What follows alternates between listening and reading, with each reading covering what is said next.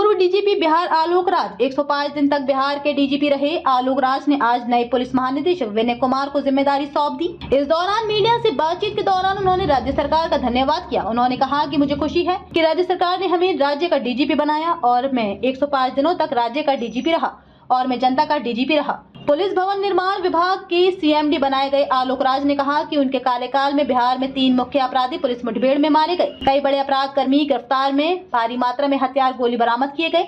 मैं इस उपलब्धि के लिए एसटीएफ के अधिकारी को बधाई देता हूं। वहीं इस अवधि में छपरा में बीएनएस कानून के तहत पूरे भारत में पहले ये नए कानून के तहत सजा दिलाई गई। उन्होंने कहा कि पुलिस कल्याण के लिए हमने कई काम किया, विधि व्यवस्था की समस्या नहीं हुई और सभी बड़े त्योहार बहुत शांतिपूर्वक निकल गए।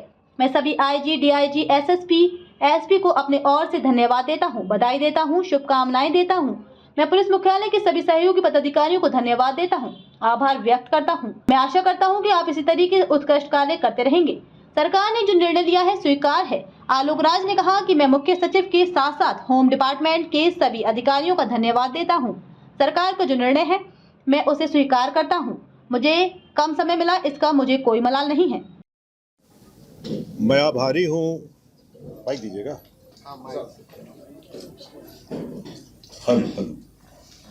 मैं आभारी हूँ राज्य सरकार का कि मुझे पुलिस महानिदेशक बिहार के रूप में काम करने का अवसर प्रदान किया गया।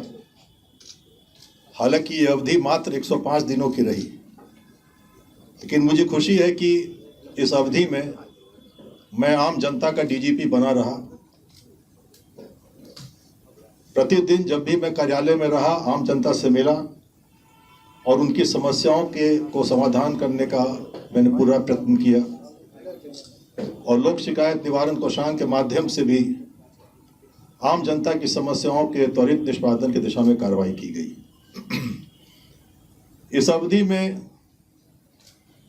3 कुख्यात अपराधकर्मी पुलिस मुठभेड़ में मारे गए, 4 अन्य अपराधकर्मी घायल हुए और कई इनामी अपराधकर्मी गिरफ्तार किए गए।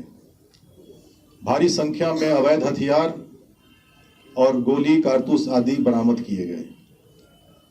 इन उपलब्धियों के लिए मैं एसटीएफ के अपर पुलिस महानिदेशक श्री अमृत राज और उनकी टीम को हार्दिक बधाई और शुभकामनाएं देता हूं। इस अवधि में सारण जिला में 13 हत्याकांड में अभियुक्तों को माननीय न्यायालय द्वारा 50वें दिन ही आजीवन कारावास की सजा सुनाई गई, जो पूरे भारत में, पूरे देश में ये प्रथम मामला था और बिहार के सारण जिले के इस अनुसंधान की पूरे देश में प्रशंसा हुई। मैं इसके लिए सभी पुलिस पदाधिकारी को, विशेष तौर पर सारण के एसपी को भी हार्दिक बधाई और शुभकामनाएं देता हूं।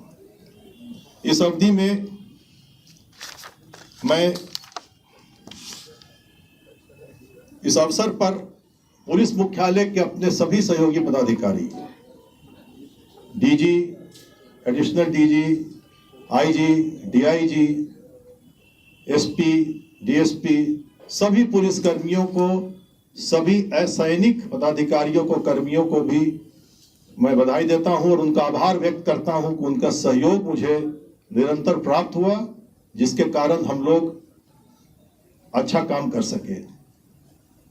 इस अवधि में पुलिस कल्याण के भी कई काम किए गए, तो मुझे खुशी है कि सिपाही से लेकर महानिदेशक संवर्ग के लिए मेरे द्वारा जो प्रयास किया गया उसके लिए मुझे हार्दिक खुशी है और पुलिस कल्याण के लिए विशेष तौर पे जो मैंने किया वो भी मुझे लगता है कि मेरी अच्छी उपलब्धि है।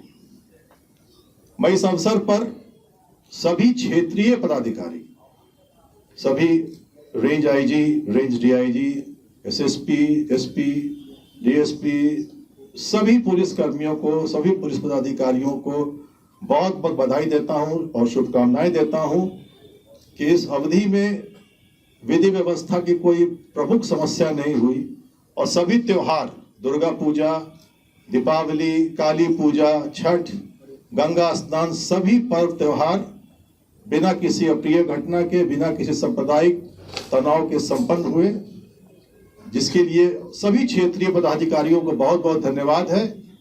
और मैं आशा करता हूं कि आप इसी प्रकार का उत्कृष्ट कार्य करते रहेंगे।